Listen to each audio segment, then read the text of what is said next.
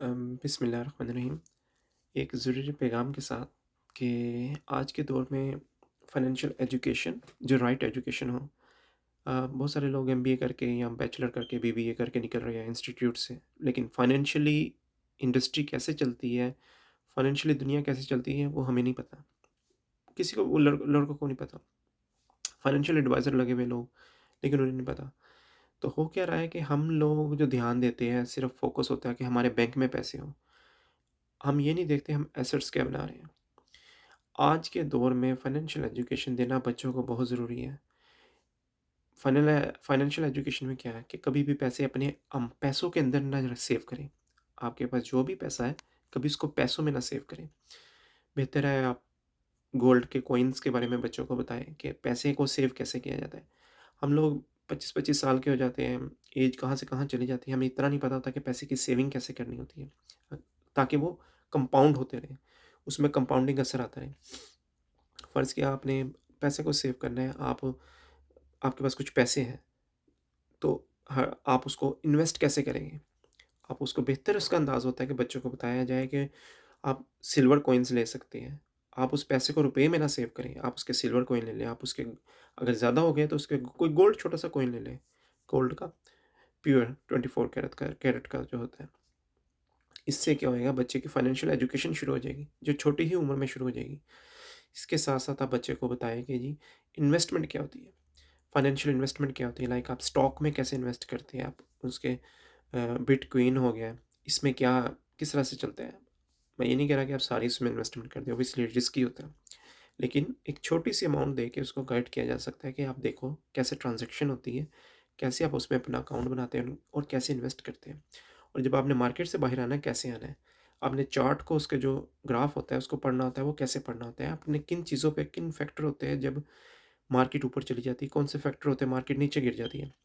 अगर एक इंडस्ट्री ऊपर जा रही है, गोल्ड या बिटकॉइन की प्राइस ऊपर जा रही है तो और स्टॉक मार्केट की प्राइस नीचे गिर रही है, उसमें मुख्तलिफ स्टॉक्स की, तो इसकी क्या रीज़न है? ये रीज़निंग बच्चे को दी जाए। ये तालीम देना बहुत ज़रूरी है, बच्चों के लिए भी और हम बड़े लोगों के लिए भी ज़रूरी है, ताकि फाइनेंशियल इंडिपेंडेंस हासिल करो। इसके साथ-साथ फाइनेंशियल एजुकेशन के साथ-साथ आईटी की तालीम निहायत ज़रूरी। आईटी के अंदर स्पेशली इमर्जिंग टेक्नोलॉजीज़ जिसमें आपका क्लाउड आ गया, अपना साइबर सिक्योरिटी आ गई है, आर्टिफिशियल इंटेलिजेंस आ गई और ये ब्लॉकचेन इन टेक्नोलॉजी स्पेशली ये वो टेक्नोलॉजीज़ हैं जिस पे फ्यूचर बेस कर रहा है। इनमें सबसे इम्पोर्टेंट आर्टिफिशियल इंटेलिजेंस और अम, साइबर सिक्योरिटी और ये एआई मोस्ट इम्पोर्टेंट है। तो हमें चाहिए कि इन पे इन चीज़ों पे इन कोर्सेज़ पे फ़ोकस किया जाए। अपनी औलाद को बजाय कि ट्रेडिशनल वे में वो पढ़े, जो 7वीं, 8वीं, 9वीं, 10वीं इसमें जाए जिसमें वो कोई इतना ख़ास कुछ भी नहीं पढ़ रहे होते। अगर आप देखा जाए सिलेबस को देखें उसमें इतना ख़ास कुछ नहीं होता। असल जो पढ़ाई होती है वो प्रोफ़ेशनल तालीम है, जो दी नहीं जा रही है हमारे इंस्टीट्यूट्स में। कोई बच्चा मैट्रिक करके निकलता है, एफएससी या बीबीए करके निकल रहा है, बैचलर इन आईटी करके निकल रहा है, लेकिन उसके पास वो स्किल नहीं है जो मार्केट माँग रही है।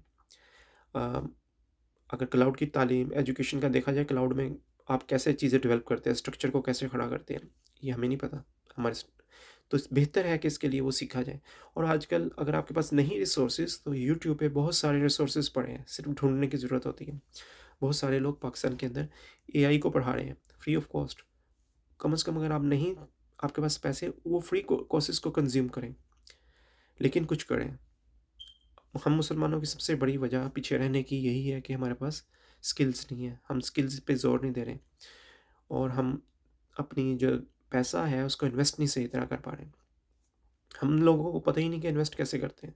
लोग अपने पैसे को पाकिस्तान में अगर देखा जाए इवन वेस्ट में भी जो हमारी कम्युनिटी है पाकिस्तानी, वो अपने पैसे को बैंक के अंदर महफ़ूज़ रखती है। जमा कर देती करती जाएगी। वो पैसे का पैसा रहेगा और विद पैसेज ऑफ टाइम वो इन्फ्लेशन की वजह से डिवैल्यू होता चला जाता है वो पैसा।